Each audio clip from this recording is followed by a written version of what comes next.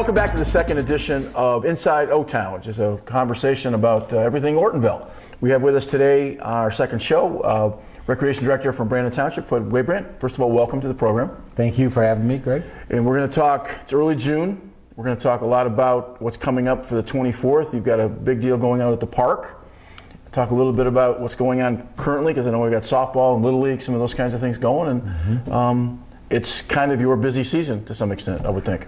Yes, it's very busy. Other than what you just mentioned, we are preparing for our grant to be established or be awarded and to get the park under construction. So I've been preparing for that, a lot of hours outside the office. But what you talked about with our softball and baseball, it currently is moving forward really well. Our little hitters start up next month, but they're practicing. So baseball is well on its way, and we're pleased with our umpires and our site director.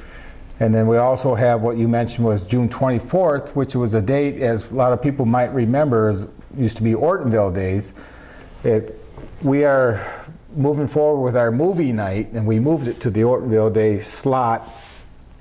And we look forward to having a movie, which is Beauty and the Beast, on our sledding hill at the Township Park. We have arts and craft, we have garage sale, we have concessions. Rotary Club is going to be giving away free hot dogs celebrating their 125th anniversary, and we have a classic car show. Oh, I believe this is the third year that we're doing the movie? Yes. So I know, because we've done a couple commercials for the previous movies. It's had great success. We should point out on the sledding hill, there's no snow at this point in the season. No. So we should give it. Just explain what the outdoor. It's just you put up a giant screen, and everybody. There's no cost to the movie. No cost. It's free. No cost to any of the activities that are out there. We have the petting zoo that's sponsored. It's a 17-foot outdoor inflatable screen, and we do have some inflatables for the kids to play on. Oakland County RAP program is giving those to us for free. And the classic car show is a new addition this year. And that's part of what used to be Ortonville Days. Ortonville Days. Now we also had some but at the same time, Creek Fest was involved in various community activities. If I'm not mistaken, the car show used to be the Memorial Car Show to Dave. I'm trying to think of the jeweler that was in town. Dave Bonner. Dave Bonner. Is that any part of that? No, that's part of Septemberfest. Septemberfest. Okay, I do apologize. How many cars do you expect? Well, last year, being an inaugural year, we only had 30 cars. Not like Septemberfest, we have 250 cars. So it's growing. The whole event's growing. So it's been small, and we're just trying to get the word out. How many people do you expect? Movie night, we had over 100. That's a lot. Yeah, on that sledding hill. It's weather. The weather has a lot. Last year it was a little cool, and it wanted to threat a little sprinkle here and there. So attendance was down a little bit prior to the other year where it was 65 degrees in the evening. This is just an off-the-record question. How many people do you think really know about the park that we have out there that live in the township? Is that a fair question? It's hard to monitor that. The way I see it is I know this year has been extremely busy compared to last year. As far as the pavilion, the use of the pavilions, people are reserving the pavilions for events, and we have the school district coming in using them for their little preschool graduations, and then we also have the school using them for the big cross-country event that's coming up. Okay. We're going to talk quite a bit about recreation here in just a couple seconds, and we'll be back in just a couple seconds. Mental health disorders are serious and treatable conditions. Isolation, loneliness, and changes in behavior could be signs that someone you know is suffering from depression. Learn how to recognize when family or friends are in crisis and what you can do to help. Mental health does matter. Contact the Resource and Crisis Helpline with your concerns at 1-800-231-1127. We all assume that gun owners have a knowledge about gun safety, but that's not always the case. There are simple precautions that gun owners can take to make sure that their firearms don't pose a danger for our community. Proper firearm storage is the #1 way to prevent tragic accidents. Use a gun lock or store your firearms in a locked safe. Gun safes are available at local retailers. Free gun locks are available at your police department. Through responsible storage, we can do our part to invest in safety. Lock it up, Oakland. Safe storage saves lives. We're back talking with Fred Waybrant, the Brandon Township Recreation Director, a little bit about the upcoming Saturday, June the 24th, movie night. Yep. Which is, again, I want to make sure we've got it. It's Beauty and the Beast. Beauty and the Beast is the movie, and there's also Art in the Park. Well, we call it Art in the Park as well, which our vendor numbers are low. If anybody out there listening, we would love to have you. It's a really simple cost of $20 to help build the park. And that's what it's a fundraiser to develop walkways in the park. Okay. Obviously, it's free of cost. And what time does the movie start, just so we know? Dusk, so we're looking at 9:15. Okay. Somewhere around there. It'll be a lot of fun. I know we've participated the last couple of years. We'll certainly have a lot more activity this year than in the previous 2 years. Every year we're trying to build it a little bit more. Like next year, we're looking to bring our Warrior Dash that we usually host in July. We're going to bring it to this event, wherever the date may be next year. So we'll have a 2.5K run next year with this same event. Are those activities, the Warrior runs, are they still, what's the word I'm trying to say? Are they active? Are they still popular? Like they were? trendy? Yeah. Yeah, I think the one in Flint's still doing pretty good, but the one we have, we're modifying it. We're going to make it a little bit different. Plus the baseball fields will be on site next year. You see all these TV programs, American Ninja, where they're climbing over all kinds of things, and I kind of think that maybe that puts a damper in just running over a log to some extent. Yeah. Yeah, we're getting away. We're going to get away from the obstacles a little bit and just have a run.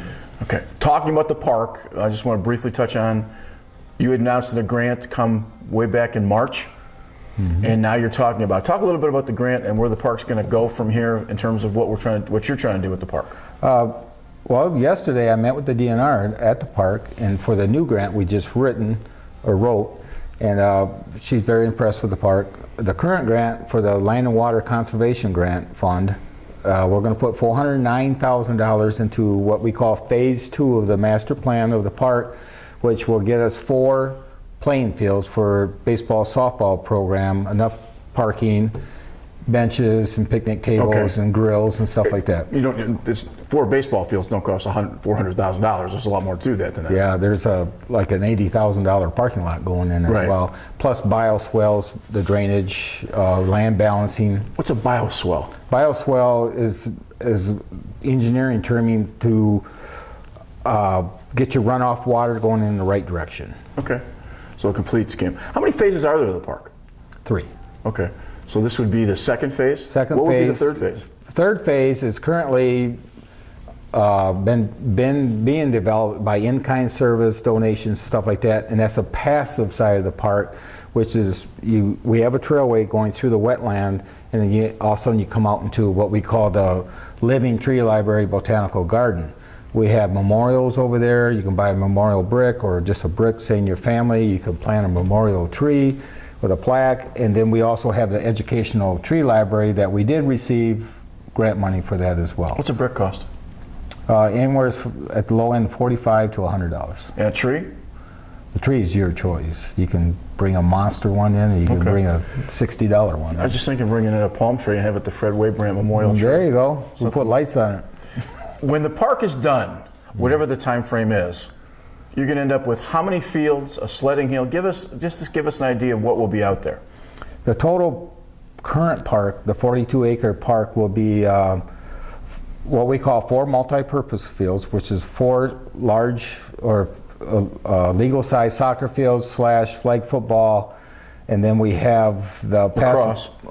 Lacrosse is in a different stage of a whole different piece of property, which is across the street. On the current park, we'll have the 4 baseball fields with room for 2 additional, plenty of parking, sledding hill, playground, pavilions, picnic shelters, gazebo. In the passive side, we're trying to find a donator to help build a gazebo so we can have outdoor concerts in Phase 3 of the park, like a lilac festival, that kind of nature. So that'd be a kind of a festival side as well. And then the township purchased 8 acres across the street, and that is where we have 2 lacrosse fields, already got a blueprint, engineered blueprint for it, so it's in our master plan, along with 2 additional practice fields for baseball and another playground parking. That's cool. So we got a big system going. Okay, we're going to talk a little bit about recreation and this summer and what to look forward to, and we'll do that in a couple seconds. Hi there, I'm Karen Owak. Did your mother ever tell you to eat your carrots because they were good for your eyesight? Well, she was right, and here's why. Carrots contain the nutrients lutein and zeaxanthin, which are red, yellow, and orange pigments that give your fruits and vegetables all their pretty colors. These pigments collect in the retina and the lens of the eye and help filter out the damaging effects of the sun. They're kind of like internal sunglasses. Studies show that lutein and zeaxanthin can lower your risk of chronic eye diseases such as age-related macular degeneration and cataract, which can cause you to lose your vision. In addition to carrots, you can get these eye-friendly nutrients from egg yolks, yellow and deep orange produce such as peaches, cantaloupe, and my favorite, papaya. You can also get them through the juice of the fruit or vegetable. Lutein and zeaxanthin are also in dark green leafy vegetables. Topping the list is kale, followed by spinach, broccolini, and Brussels sprouts. A vegetable platter with a spinach or avocado dip is a great way to serve a variety of lutein and zeaxanthin-rich foods. Here we have broccoli, carrots, squashes, and bell peppers. Caring for your eyes includes paying special attention to what you eat. So munch on those carrots and their colorful cousins for good eye health. I'm Karen Owak, the Health Reporter. See you next time for more Quick Health Bites.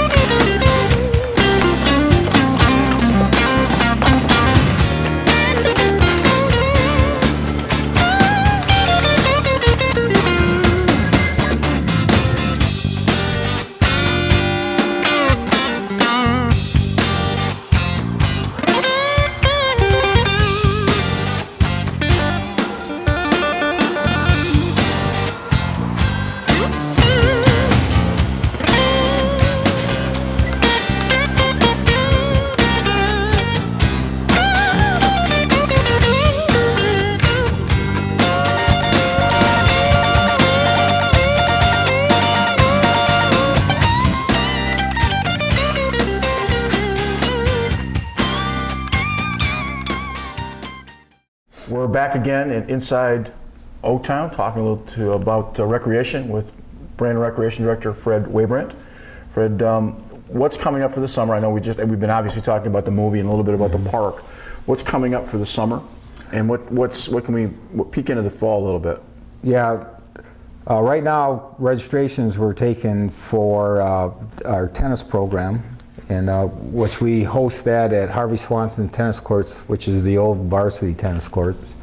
There's 3 sessions for that, and they start June 19th is the deadline, and it goes into July.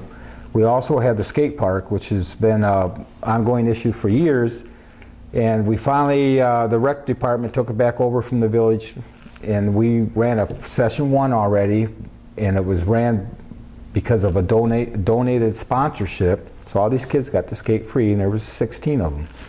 Currently, I just received a phone call this morning. Anonymous sponsor wants to sponsor the rest of the summer, which could be a couple grand. The sponsorship, all it does is pay for to have an on-site director. So, and this year it's 15 and under only, and there's no scooters. So I know this question has been asked 100 times, but the park is in town so people can walk through it. Is that basically the premise? Yes. Because if it goes out to the park, out to the county, the township park, it's kind of out of the reach of most kids. Yeah, and there was talk of that and moving it, and it's a $30,000 project to move it. 30,000. Yeah, Well, you have to put a pad in. Yeah, cement the and pad's all the rest of it. $15,000 alone. Right. Well, anyways, it's back to the village. The hours that we set are good for the neighbors because it can be noisy, and then we changed the age group to just young kids. It's not a monitor anymore. It's a site director that educates the kids on how to skate, how to board, how to bike. They learn. They police themselves. So Tony Hawk wouldn't be available. If Tony Hawk was in town, he couldn't come over and use the skate park. Tony Hawk can come to skate park anytime he wants with a donation. Right. I'm just saying, you have a limitation on age. I guess that's going to kick you and I out. Yeah. Well, anyways, it's the first session went really well, and now we're on hold, waiting for either 23 kids is the magic number to cover our cost. So we're on hold and seeing what's going to happen with that. So that's another summer program. And then we get into August is when we start our soccer sign up again. They actually start practicing. Our flag football starts practicing, and they start playing games in September. Other than that, we're looking at putting together a 3-on-3 basketball tournament right here at the Village Park on the basketball courts. The Township Park will eventually have our own basketball courts and sand volleyball, and those will be additional programs in the near future. But we're looking into a 3-on-3 basketball tournament as Gus well. Macker-like. Yes, exactly. Does Gus Macker even exist anymore? Yes, they do. Actually, they just had one over in Linden. Okay. Yeah, and the big weekend for Gus Macker is Ludington, which is Father's Day weekend coming up. Okay. I was not aware that they would. Yeah, they're not as big as they used to be. Yeah, and they are still owned by the brothers that had them. What was the town on the other side of? Belleville, something like that. It wasn't. Doesn't matter. Yeah. There was a lot. Gus Mackers were pretty popular for 5, 6, 7 years. It's funny that when I talked to the DNR coordinator yesterday at the Township Park, and we was going over what we're going to do in the future for the other grant we just wrote, which is the sand volleyball and outdoor basketball court. And she said a lot of the park systems are moving away from outdoor basketball because it's not as popular as it used to be.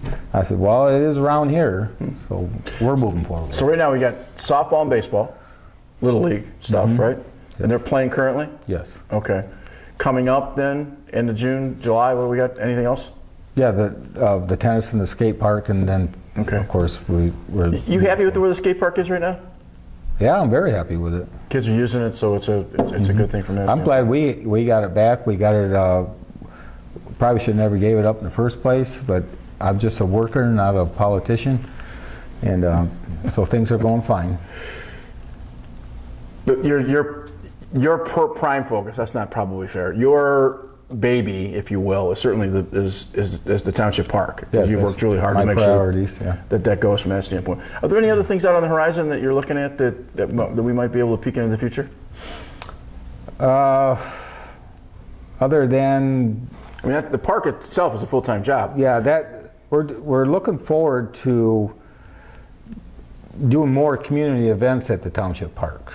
You know, not so much down here at the village. Septemberfest will never leave. That's my baby too. We really make that a community event. There's some changes with that coming up, but does that take on greater meaning because you've lost Creek Fest and you've lost a couple other small festivals that have happened? Does Septemberfest take on a bigger meaning? Septemberfest has always been the Parks and Rec. These other ones, right, have been the DDA, you know, whatever. Right, but what I'm saying is they've made some decisions that it wasn't as popular. Beats and Eats is gone. Yeah. Creek Fest is gone. Those are community events that brought everybody into town, but the reality to it is they're not here now. Right. You'd have to think that there would be more people for the movie night, for obvious reason. Yep. And you'd think that then Septemberfest becomes a bigger... It is a priority for the village as well, because it does bring people in. Like for instance, you'll see new this year, the Lions Club. Remember the Lions Club for Creek Fest in the Ortonville days had their corn husk tournament, or cornhole tournament.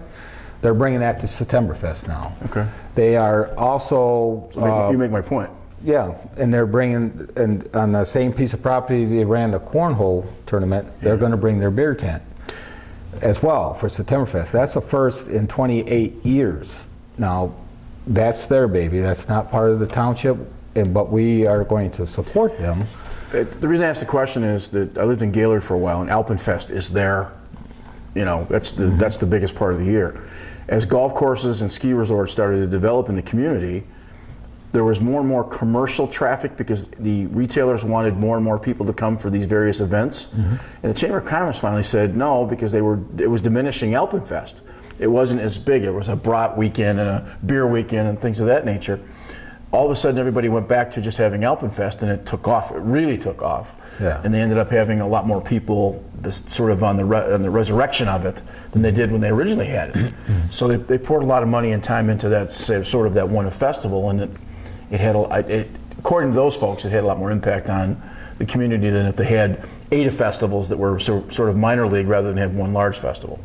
So that was and the point. I think that's what happened to the village of Ortonville. The DDA wants to focus more on supporting their businesses, not so much running events. And the Friends of Amos is come along, and now they're supporting the fireworks and things like that, like what the chamber used to do. Right. So I see some good things going on there.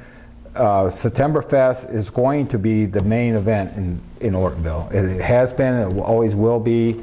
And like you said, a lot of these people that were involved with Creek Fest are coming to Septemberfest. And matter of fact, I picked up some new sponsors already. Matt Jenkins, who's the DDA executive director, was here earlier in the week and talked a little bit about the fireworks and kind of where they were headed, and that's on OTV as we speak, our first show with Inside O-Town. He was very specific about wanting to make sure that they were pushing promotional stuff.